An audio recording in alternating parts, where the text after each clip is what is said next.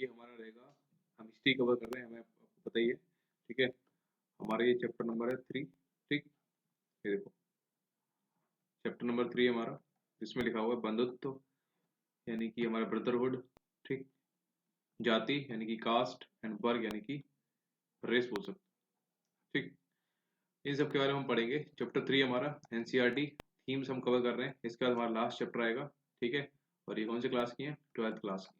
Very important हमारे exam prospective से बहुत सारे क्वेश्चंस ऑलरेडी मैंने टिक कर रखे हैं ब्लू ब्लू से, और क्वेश्चंस जो पीवाईक्यूज है मैंने उसमें ऑलरेडी आपको बता दूंगा वहीं पे कि कहाँ से क्या क्वेश्चंस बना था। तो शुरू करते हैं। और मैंने ऑलरेडी इसको पढ़ के बहुत इंपॉर्टेंट जो जो इंपॉर्टेंट करेक्ट्स है उस पर मैंने टिक ऑलरेडी लगा रखा है, तो वो मैं आपको बताता रहूँगा, ठीक है। आप बस उसको पढ़ लीजिएगा। बाकी if you want and if you are interested, अगर आपको पढ़ना है और ये हिस्ट्री आप पढ़ना चाह रहे हो तो आप इसको सेपरेटली डाउनलोड कर सकते हो एनसीईआरटी वेबसाइट से, एंड इसको आप थॉरोली पढ़ सकते हो if you are interested. Otherwise आपके लिए एग्जाम प्रोस्पेक्टिव से जितना होगा वो मैं करा दूंगा, राइट।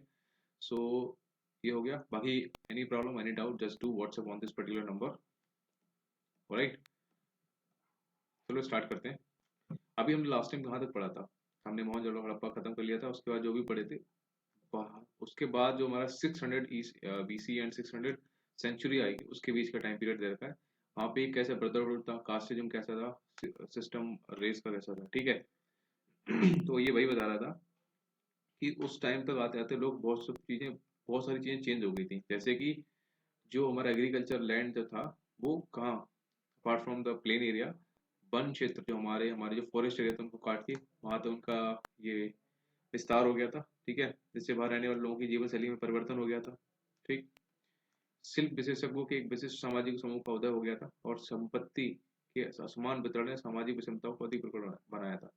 संपत्ति मतलब कि जैसे कि पेरेंट्स हैं हमारे, उसके बाद उनकी जो भी लाइक प्रॉपर्टी वो हमको मिलती है, फिर हमारी प्रॉपर्टी जो भी होगी हमारे किड्स को मिलेगी, ऐसे करके ये था, ठीक है। इन सब में डिफरेंस हुआ था। बाकी ये जस्ट कहानी है, पढ़ लेना, ठीक। इतना इंपॉर्टेंट नहीं है, इंपॉर्टेंट यहाँ से आएगा। अब इसमें जो लाइक इसमें उन्होंने जो टॉपिक लिया दैट इज महाभारत लिया, ठीक है। महाभारत आप जानती हो, महाभारत लिया है और उसके बारे में उन्होंने लिखा हुआ है। तो 1990 में एक फेमस संस्कृत के एक हमारे फिलोसफर थे, उनका नाम था सुकथांकर, ठीक। इंपॉर्टेंट नाम है। BS सुकथांकर के नेतृत्व में एक प्रोजेक्ट स्टार्ट हुआ था। वो प्रोजेक्ट क्या था, ठीक। उस प्रोजेक्ट का नाम था अनेक उदाहरणों में मिलकर महाभारत का समालोचनात्मक संस्कृत तैयार करने की जिम्मा लिया। कि भाई महाभारत को, जो भी उसके महाभारत लिखा गया था ना, उसके फैक्ट्स को प्रैक्टिकली जाके चेक करना, ठीक है। अभी देखो वो कैसे किया। परियोजना पर काम करने वाले जो भी हमारे इंटेलिजेंस थे, मतलब इंटेलिजेंट लोग थे, विद्वान, सभी पांडुलिपियों में पाए जाने वाले श्लोकों की तुलना करने का तरीका ढूंढ निकाला, ठीक है। उनका प्रकाशन 13,000 पृष्ठों में फैले, ठीक है, पेज में फैला था, अनेक ग्रंथ खंडों में किया। इस परियोजना को पूरी करने में 47 साल लग गए थे भाई साहब। 1919 में शुरू किया है, 47 ईयर लगे, यानी कि 916 4 1 5 और 6, 1966 तक ये कंप्लीट किया है, ठीक है। इस पूरी प्रक्रिया में दो बातें कौन कौन सी निकली? दो बात निकली। पहली थी कि संस्कृत के कई पाठों के अनेक अंशों में समानता थी।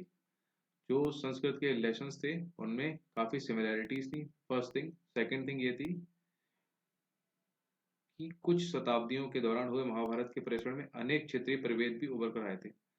कुछ सेंचुरी जो महाभारत के प्रेषण मतलब जो प्रेस हुई थी महाभारत के रिगार्डिंगली जो भी न्यूज थी, अनेक क्षेत्रीय प्रभेद भी उधर कर आए, मतलब कि कुछ एरिया भी फाउंड हुआ था। अभी उसके बारे में मिलेगा आपको, ठीक।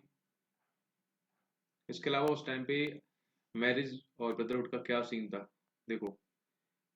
संस्कृत ग्रंथों में कुल शब्द का प्रयोग होता है, कुल होता है परिवार, ठीक है। और जाति होती है हमारी ब्रदरहुड, कास्ट वगैरह के लिए, बड़ों समूह के लिए यूज होता है, ठीक है। जो हमारे बिग बिग ग्रुप्स होते हैं उनके लिए यूज होता है। तो ये दो वर्ड का यहाँ पे मीनिंग था। पारिवारिक रिश्ते नैसर्गिक और रक्त संबंध माने जाते थे, कौन? ये परिवार, कुल की बात कर रहे हैं यहाँ पे कि परिवार एक बड़े समूह का हिस्सा होते थे जिन्हें हम संबंधी कहते हैं। तकनीकी भाषा का इस्तेमाल करते हो हम संबंधियों को जाति समूह कह सकते हैं, ठीक। संबंधियों को जाति समूह, पारिवारिक रिश्ते नैसर्गिक और रक्त संबंध माने जाते थे, ठीक है। हमारे जो फैमिली रिश्ते होते हैं उनको नैसर्गिक कहते हैं, फिर रक्त संबंध बोलते हैं बस। उस टाइम पे जैसे भाई बहन, चचेरे मौसेरे जो होते हैं उनको भी खून का रिश्ता माना जाता था, किंतु अन्य समाज ऐसा नहीं मानते थे, ये बता रहे हैं। ठीक। इसके अलावा पितृवंशिकता और मातृवंशिकता, भाई वह वंश परंपरा जो पिता के पुत्र फिर पौत्र, मतलब जो मेल डोमिनेंट हो और यहाँ पे जो फीमेल डोमिनेंट हो।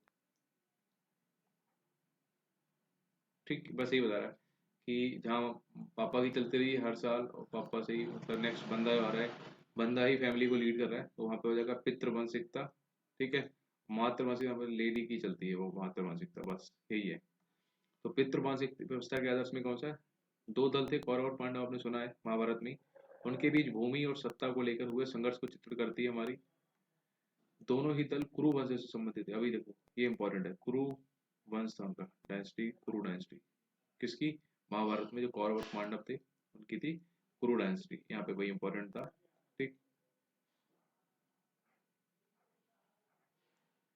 पितृवंशिकता के प्रति झुकाव शासक परिवारों के लिए कोई अनूठी बात नहीं थी। ऑब्वियसली जो रूलर पार्टीज थी उनके लिए यही था कि उनका जो पावर रहती थी वो जनरली मेल के हाथ में रहती थी। ठीक है। ऋग्वेद जैसे कर्म कांडीय ग्रंथ के मंत्रों से भी यह बात स्पष्ट होती है, और यह संभव है कि धनी वर्ग के पुरुष और ब्राह्मण भी ऐसा ही दृष्टिकोण रखते थे। मतलब जो हायर क्लास के लीड क्लास के लोग थे उनका डोमिनेंट कौन किसकी तरफ से था? मतलब उसमें मेल ही उनपे टॉप प्रायोरिटी में रहता था। Everything was coming under the mail. ठीक है, ऐसे था।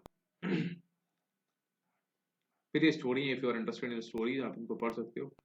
स्वजन के मध्य लड़ाई क्यों हुई? अभी देखो ये उद्धरण संस्कृत महाभारत के आदि पर्व प्रथम अध्याय से और कौरव और पांडव की संघर्ष का चित्र करती है।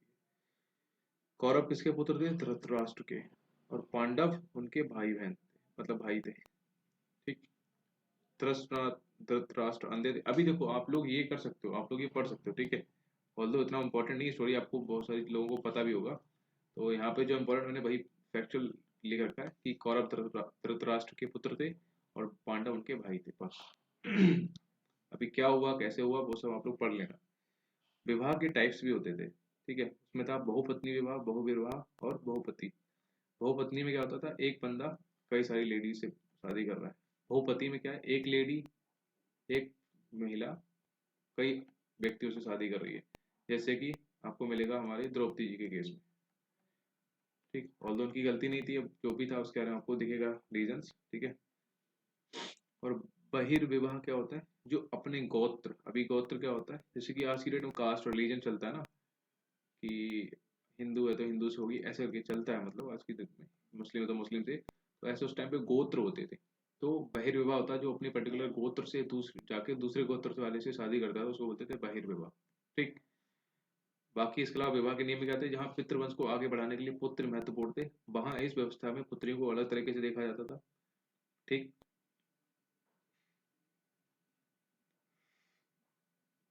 देखो, पैतृक संसाधनों पर जो पुत्रियां थी उनका कोई अधिकार नहीं था, पिता के संसाधनों पर मतलब। और अपने गोत्र से बाहर उनका विवाह कर देना ही अपेक्षित था। इस प्रथा की बहिर्विवाह पद्धति कहते हैं, ये वाली। और इसका तात्पर्य यह था कि ऊंची प्रतिष्ठा वाले परिवारों की कम उम्र की कन्याओं और स्त्रियों का जीवन बहुत सावधानी से नियमित किया जाता था। ठीक है। जिससे कि उचित समय पर उचित व्यक्ति से उनका विवाह किया जा सके। और इसका ये प्रभाव हुआ कि कन्यादान अर्थात विवाह में कन्या की भेंट को पिता का महत्वपूर्ण धार्मिक कर्तव्य माना गया। आज भी ये रिचुअल चलता है एक्चुअली। विवाह के 8 प्रकार बताए गए थे, लेकिन जो इंपॉर्टेंट है मनुस्मृति में वो शुरू के 4 है। देखो दिलचस्प ये बात है कि धर्मसूत्र और धर्मशास्त्र विवाह के 8 प्रकारों को अपनी स्वीकृति देता है। इनमें से पहले 4 उत्तम है। ठीक है। और बाकियों को निंदित यानी कि नेग्लेक्ट कर दिया गया है। इसमें 3 दे रखे हैं, पहली चौथी पांचवी और छठी, 4 अच्छा 4 दे रखे हैं। पहले में क्या होता था? कन्या का दान, बहुमूल्य वस्त्रों और अलंकारों से विभूषित कर उसे वेदक वर को ज्ञान दान दिया जाए और जिसे पिता ने स्वयं आमंत्रित किया। पहला ये था। दूसरा चौथा था कि पिता वर वधु युगल को यह कहकर संबोधित करता है कि तुम साथ मिलकर अपने दायित्व को पालन करो। मतलब फादर ऑफ जो भी वाइफ, मतलब उसकी लेडी मतलब डॉटर होगी, हम सॉरी, तो उन दोनों को बोलता था कि मिलके पालन करो। तत्पश्चात ये वर का सम्मान कर उसे कन्या का दान करता है, करके बता रहे हैं। आज की डेट में ये होता है। पांचवें में क्या था? वर को वधु की प्राप्ति तब होती है जब वह अपनी क्षमता व इच्छा अनुसार उसके बांधवों को स्वयं वधु व को यथेष्ट धन प्रदान करता है। पांचवें में ये दे रखा कि भाई बंदा सरकारी नौकरी लेके आए, ऐसे अधिक रखा है। छठी में स्त्री और पुरुष के बीच अपनी इच्छा से संयोग जिसकी काम से। छठा है मतलब लव मैरिज ऐसे काइंड ऑफ। ठीक है, ये चार है। पहले में दान दे दिया फादर ने, दूसरे में फादर उनको वो दे रहा है कि यहाँ मिल बांट कैसे करो, तीसरे में बंदा कमा के ला रहा है, चौथे में लव मैरिज है ऐसे देखो। स्त्री का गोत्र अभी देखो, पुरुष का गोत्र था, अभी स्त्री का गोत्र है। सातवाहन डायनेस्टी आपने सुनी होगी, ठीक, उसमें 7 किंग्स थे। तो इन राजाओं का पश्चिमी भारत और डेक्कन प्लेटियो में भागों पर रूल था। इनका सातवाहन डायनेस्टी का, ये है हमारा इंपॉर्टेंट। अभिलेखों से सातवाहन राजाओं के नाम, बस यही है कि सातवाहन राजाओं में कितने नंबर ऑफ द किंग थे, 7 थे।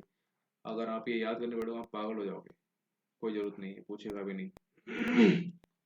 एक पिक्चर दे रखी कि एक सातवाहन राजाओं की आकृतियां बहुधा उन गुफाओं की भित्तियों पर उत्कीर्ण की जाती थी जिन्हें बौद्ध भिक्षुओं को दान में दिया जाता है। इंपॉर्टेंट ये है कि कौन सी, मतलब कौन से भिक्षु थे, बौद्ध थे, जैन बुद्ध ऐसे के, याद रखना। बौद्ध भिक्षुओं को जो दान में देते थे उन गुफाओं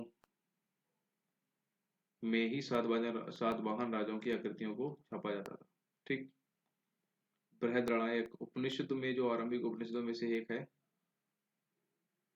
चलो इतना इंपॉर्टेंट नहीं। अच्छा, कुछ सातवाहन राजा बहुपत्नी प्रथा को मानने वाले थे, कुछ, हर कोई नहीं था। ठीक है। और सातवाहन राजाओं से विवाह करने वाली रानियों के नामों का विश्लेषण इस तथ्य की ओर इंगित करता है कि उनके नाम गौतम तथा वशिष्ठ गोत्रों से उद्गत थे जो उनके पिता के गोत्र थे। इससे प्रतीत होता है कि विवाह के बाद भी अपने पति कुल के गोत्र को प्रकट करने की अपेक्षा, जैसे ब्राह्मणी व्यवस्था में अपेक्षित था, उन्होंने पिता का गोत्र नाम ही कायम रखा। ये भी पता चलता है कि कुछ रानियां एक ही गोत्र से थी। अभी आप ये बोल रहा है कि सातवाहन डायनेस्टी में जो भी राजा था, बहुत सारे राजा ऐसे नहीं थे, लेकिन जो भी थे जो पोली मैरिज करते थे, ठीक है, मतलब उनकी कई सारी बीवियां होती थी, वाइफ होती थी, तो वो क्या करते थे? पोलीगैमी में, जैसे आज की डेट में जिससे शादी होती है, जैसे हस्बैंड के नाम पे ही जो भी वाइफ होगी उसका नाम आगे चलेगा। बट उस टाइम पे क्या होता था, वाइफ मतलब जिस लड़की जिस घर से बिलोंग करती थी तो उसके फादर का नाम जो रहता था वही नाम वो यहाँ पे आके चलाती थी, हस्बैंड से कोई फर्क नहीं पड़ता था। ठीक, ये ऐसा बताया गया है। जबकि ब्राह्मणों में ऐसा है कि नाम बदल दिया जाएगा, एज पर द हस्बैंड चलेगा। ठीक है। क्या माताएं महत्वपूर्ण थी, अभी देखो। सातवाहन राजाओं के संदर्भ में इतना इंपॉर्टेंट है कि सातवाहन राजाओं के संदर्भ में हमें ये ज्ञात है कि सिंहासन का उत्तराधिकारी पितृवंश से होता था, माताओं का उतना इंपॉर्टेंट रोल नहीं था। बट स्टिल यहाँ पे फिगर आउट दे रखा हुआ नीचे, सामाजिक विषमताओं में। ब्राह्मणों का काम में दे रखा कि ब्राह्मणों का कार्य अध्ययन, वेदों की शिक्षा करना था, यज्ञ करना करवाना था, दान लेना देना था। ठीक है। फिर क्षत्रियों का क्या काम दे रखा है कि युद्ध करना, लोगों की सुरक्षा देना, न्याय करना, वेद पढ़ना, ज्ञान करवाना, यज्ञ करवाना, दान दक्षिणा देना। ठीक है। और अंतिम 3 कार्य वैश्यों के लिए भी थे, साथ ही उनसे कृषि, जो हमारे वैश्य थे उनसे एग्रीकल्चर करवाते थे, काव हस्बेंड्री और ट्रेड वगैरह का काम करवाते थे। ठीक है। शूद्रों के लिए मात्र एक ही जीविका थी, तीनों उच्च वर्णों की सेवा करना। समझ रहे हो? सबसे ऊपर ब्राह्मण, आपको पहले ही बता चुका हूँ, फिर हमारे क्षत्रिय, फिर हमारे वैश्य, और फिर हमारे शूद्र। ये इन नियमों का पालन करवाने के लिए ब्राह्मणों ने 2-3 नीतियां अपनाई थी। इतना बड़े ब्राह्मण, अच्छा हाँ। अब देखो ब्राह्मण कहाँ से निकले थे, ब्रह्मा जी हमारे भगवान है। ठीक है। ब्राह्मण उसका मुंह था, किसका?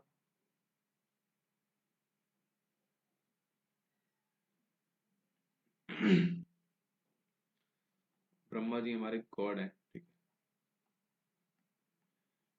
तो उनके मुख से ब्राह्मण निकले थे, उनकी भुजाओं जिनमें बल होता है यानी कि क्षत्रिय निकले थे वहां से। वैश्य उनकी जंगा से निकले, थाई से निकले थे। ठीक है। और शूद्र उनके पैरों से, फीट से निकले थे। तो इस तरीके से उन्होंने क्लास बांट दिया कि ब्राह्मण मुख से निकले थे तो टॉप पे रहेंगे, फिर क्षत्रिय, फिर वैश्य, फिर शूद्र, ऐसे। बहुत सारी चीजें थी यार, सिस्टम बदल गया आपको कम्प्लीटली। आरंभिक स्टार्टिंग के देखो अभिलेख इंस्क्रिप्शंस मिले, उनमें से एक फेमस राजा था, उसका नाम था राजा रुद्रदमन। बता रखा हूँ आपको, जिसने सुदर्शन सरोवर के जीर्णोद्धार के लिए मतलब वो किया था। पुष्य में पुष्य पुष्यगुप्त शुंग ऐसे करके नाम था। ठीक है। इसका गवर्नर था। तो यहाँ पे ये दे रखा है उसके बारे में। एक और दिलचस्प बात यह है कि सातवाहन कुल के सबसे प्रसिद्ध शासक गौतमी पुत्र श्री सतकर्णी ने स्वयं को अनूठा ब्राह्मण और साथ ही क्षत्रियों के दर्प का हनन करने वाला बताया था। ठीक है, ये इंपॉर्टेंट है, मैंने नहीं लगाया। सातवाहन कुल के एक ही राजा था गौतमी पुत्र श्री सतकर्णी ने बोला था कि मतलब वो अगेंस्ट ऑफ द ब्राह्मण हो गया था ऐसा। उसने भी दावा किया कि चार वर्णों के बीच विवाह संबंध होने पर उसने रोक लगाई, किंतु फिर भी रुद्रदमन के परिवार से उसने विवाह संबंध स्थापित किए। सातवाहन का जो था बंदा जो था, ये एक्चुअली शूद्र उससे बिलोंग करते थे, बट ये झूठ बोल के ऐसा करके शादी की थी उन्होंने। ये बताना चाह रहा है, अभी नीचे आगे दे रखा हो। जंगल में रहने वाले निषाद लोग होते थे या फिर व्यावसायिक वर्ग जैसे सुबड़कार, जिन्हें चार बड़ों वाली व्यवस्था में समाहित करना संभव नहीं था, उनका जाति में वर्गीकरण कर दिया गया। वे जातियां जो एक ही जीविका अथवा व्यवसाय से जुड़ी थी, उन्हें कभी कभी श्रेणियों में भी संगठित किया जाता था। ठीक है, निषाद वाली बता रहे हैं। हालांकि निषाद वाली जो जातियां हैं, इनको क्या करते हैं, इन समुदायों के इतिहास का लेखा जोखा हमें कम ही प्राप्त होता है, किंतु कुछ ऐसे अभिवाद हैं जैसे कि मंदसौर, जो कि एक प्लेस है एमपी में, से मिला है इंस्क्रिप्शन। ठीक है, इसमें रेशम के बुनकरों की एक श्रेणी का वर्णन मिलता है, जो मूलतः लाट, जो गुजरात में है, ठीक है, प्रदेश के निवासी थे और वहां से मंदसौर एमपी चले गए थे, जिससे उस समय दसपुर के नाम से जाना जाता था। और यह कठिन यात्रा उन्होंने अपने बच्चों और बांधवों के साथ में की थी, ऐसे बता रहे थे। उन्होंने वहां के राजा की मान्यता के बारे में सुना था, अंततः वे उसके राज्य में बसना चाहते थे। कौन? हमारे निषाद लोग, प्योर पीपल। ठीक। सूत्रक, यहाँ पे ये लिखा कि मृच्छकटिकम जो नाटक है रिटन बाय सूत्रक, यहाँ पे इतना कनेक्शन है, बाकी कुछ नहीं। और ये क्वेश्चन आया हुआ है एग्जाम में, सूत्रक इज रिटन बाय होम। ये देखो, बाघ सुदर्शपति, ये कहानी बहुत इंटरेस्टिंग है, आप लोग पढ़ सकते हो। ठीक है, मैं आपको देखो दिखा दूँ, अगर आप चाहो तो वैसे रोक के आप पढ़ सकते हो। मैं आपको कहानी दिखा देता हूँ ऊपर से। ठीक है, ये आप लोग ऐसे पढ़ लेना।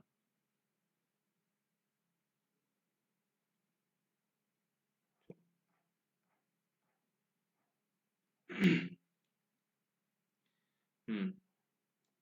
चांडाल लोग होते थे, चांडाल लोग क्या होते थे, देखो सबों की, चांडाल एक कम्युनिटी थी। चांडाल लोगों का काम था सबों की अंत्येष्टि और मृत पशु को छूने वाले लोगों को चांडाल कहते थे। ठीक। उन्हें बाढ़ व्यवस्था वाले समाज में सबसे नीचे रखते थे। जो वे लोग जो स्वयं को सामाजिक क्रम सबसे ऊपर मानते थे, इन चांडालों को स्पर्श तक नहीं करते भाई साहब, टच करने से प्रॉब्लम होता था। यहाँ तक कि उन्हें देखना भी अपवित्र कार्य मानते थे, मतलब सारे मरने के बाद यही बंदे उनका उड़ा देंगे। चलो, मनुस्मृति में इसलिए हमारे भीमराव अम्बेडकर जी ने इसको जलाया था, क्योंकि इसकी बहुत सारी चीजें बहुत ही गलत चलते हैं, ऐसे बता रहे हैं। चांडालों के कर्तव्यों की सूची मिलती है, उन्हें गांव के बाहर रहना होता था, वे फेंके हुए बर्तनों का इस्तेमाल करते थे, मरे हुए लोगों के वस्त्र, लोहे के आभूषण पहनते थे, रात्रि में वे गांव और नगरों में चल फिर नहीं सकते थे, संबंधियों से विहीन मृतकों की उन्हें अंत्येष्टि करनी पड़ती थी, तथा बधिक के रूप में भी कार्य करना होता था, मतलब बंधुआ मजदूरी। चीन से आए बौद्ध भिक्षु फायान, आपने सुना होगा, फासियन का कहना है कि अस्पृश्यों को सड़क पर चलते हुए करताल बजाकर अपने होने की सूचना देनी पड़ती थी, जिससे अन्य जन उन्हें देखने की दोष से बच जाए। समझ रहे हो भाई साहब? और एक और चीनी तीर्थयात्री आया था, स्वयं सांग, कहता है कि बधिक और सफाई करने वालों को नगर से बाहर रहना पड़ता है, मतलब जो बंदे साफ सफाई रखने वाले हैं उनको बाहर रख दिया। ठीक है, तो ये उनका चांडालों का वो रखा है।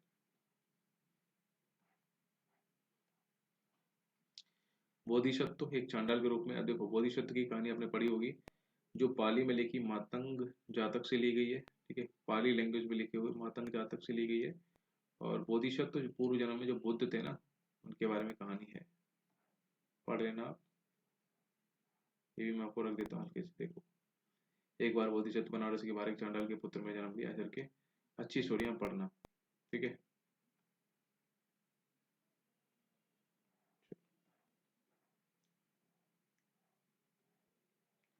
द्रौपदी के प्रश्न, ये आप पढ़ सकते हो, क्वेश्चन के लिए इंपॉर्टेंट नहीं है हमारे, बट इंटरेस्टिंग, अगर आपको है इंटरेस्ट कुछ भी महाभारत पढ़ने में तो आप पढ़ सकते हो। देखो, मनुस्मृति के अनुसार पैतृक जायदाद का माता पिता की मृत्यु के बाद सभी पुत्रों में समान रूप से बंटवारा किया जाना चाहिए, ये मनुस्मृति के अकॉर्डिंगली था।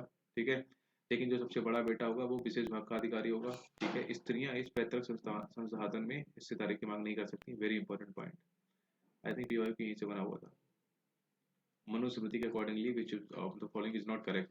ठीक। इसके अलावा किंतु विवाह के समय मिले उपहारों पर स्त्रियों का स्वामित्व माना जाता था, वेरी इंपॉर्टेंट, यहीं से ये पीवाई क्यू ही है यहाँ पे प्रॉपरली, यहाँ से यहाँ तक इसमें से ये पीवाई क्यू है। कि स्त्रियों का उस पे नहीं था हक, तो क्या उसको जो विवाह में मिलते थे उस पे हक माना जाता था? हाँ, उस पे हक था। और उसे स्त्री धन अर्थात स्त्री के धन का संज्ञा दी जाती थी। इस संपत्ति को उसकी संतान विरासत के रूप में प्राप्त कर सकती थी, और इस पर उनके पति का कोई अधिकार नहीं होता था। मतलब जो लड़की को आज की डेट में जो दहेज मिलता था उस आज के अकॉर्डिंगली, तो आज की डेट में अगर दहेज मिलता है तो वो हस्बैंड और वाइफ दोनों का हो जाता है, बट उस टाइम पे सिर्फ और सिर्फ लेडी का ही रहता था और उसके बच्चों को मिलता था, हस्बैंड का उस पर कोई हक नहीं रहता था। किंतु मनुस्मृति स्त्रियों को पति की आज्ञा के विरुद्ध पारिवारिक संपत्ति अथवा स्वयं को अपने बहुमूल्य धन के गुप्त संचय के विरुद्ध भी चेतावनी देती है। मनुस्मृति में यही सब खराबी है भाई साहब। स्त्री और पुरुष किस प्रकार संपत्ति अर्जित कर सकते थे? देखो, पुरुषों के लिए मनुस्मृति कहती है कि धन अर्जित करने के 7 तरीके थे। बस कौन कौन से हैं वो आप पढ़ लेना, कि विरासत से मिल गई, खोज कर ली, खरीद ली, विजय कर लिया आपने, कहीं से जीत के आ गए, इन्वेस्टमेंट, कार्य द्वारा, सज्जन द्वारा भेंट कर लिया। तो पुरुष 7 तरीके से और लेडीज 6 तरीके से कर सकते हैं। जैसे वैवाहिक अग्नि, शादी के द्वारा, वधु गमन के समय मिली भेंट, स्नेह के प्रतीक में भाई से, माता पिता से मिलेगा उपहार, इसके अलावा परिवर्ती काल में मिली भेंट, और वह सबको जो अनुरागी पति से प्राप्त हो। बस।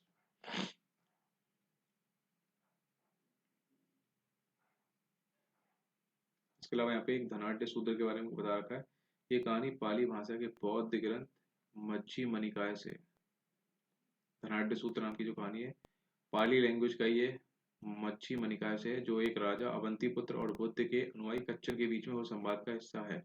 यह पढ़ लेना, इसमें आपको कुछ चीजें बहुत लॉजिकल दिखेंगी। ठीक है, ये क्वेश्चन आंसर है, ये क्वेश्चन है आंसर है, फिर दूसरा क्वेश्चन उसका यहाँ पे आंसर है। ठीक, ये पूरी कहानी है ना, रोक के दिखा दिया, और पढ़ लेना। एक वैकल्पिक सामाजिक रूपरेखा, संपत्ति और भागीदारी। देखो, संपत्ति भागीदारी के लिए यहाँ पे दे रखा है, वह स्थिति जहाँ दानशील आदमी का सम्मान किया जाता था तथा कृपाण व्यक्ति जो अपने लिए ही सिर्फ संपत्ति संग्रह करता था वो घृणा का पात्र था। मतलब समझ रहे हो ना, आज की डेट में ऐसा ही है कि जो बंदा दान करता है उसको लोग रिस्पेक्ट देते हैं, जो सिर्फ अपने लिए कमाता है उसको घृणा तो वो नहीं करते हैं, बट ठीक है, उसको वो लोग बोलते हैं कि मतलब ही है, ऐसा करके बोल देते हैं। इसके अलावा आप लोगों के ये सुत्त पिटक के बारे में दे रखा है। सुत्त पिटक नामक ग्रंथ में एक मिथक वर्णित है जो ये बताता है कि प्रारंभ में मानव मानव ह्यूमन कंप्लीटली डेवलप नहीं थे, वनस्पति जगत भी अविकसित था, सभी जीव शांति के एक निर्बाध लोक में रहते थे और नेचर से उतना ही रहते थे जितना एक समय के भोजन की आवश्यकता होती थी। बस। यह सुत्त पिटक हमारा किसने लिखा है? आनंद ने लिखा है। ठीक है, ऐसे एक विनय पिटक भी है।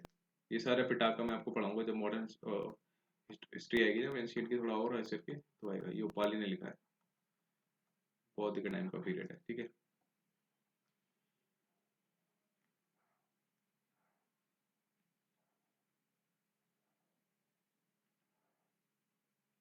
भाषा और विषय वस्तु की बात करते हैं। अब हम ग्रंथ की भाषा की ओर देखते हैं। महाभारत का जो पाठ है वह संस्कृत में है। ठीक, बस इतना ही है। महाभारत हमारी किस में लिखी? संस्कृत में लिखी हुई है।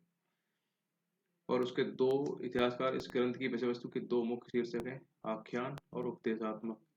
आख्यान में क्या है? कहानियों का संग्रह है, और उपदेशात्मक में मतलब उपदेश देते हुए, यानी कि शिक्षा देना, ज्ञान देना है। भाग में सामाजिक आचार विचार के मानदंडों का चित्रण है।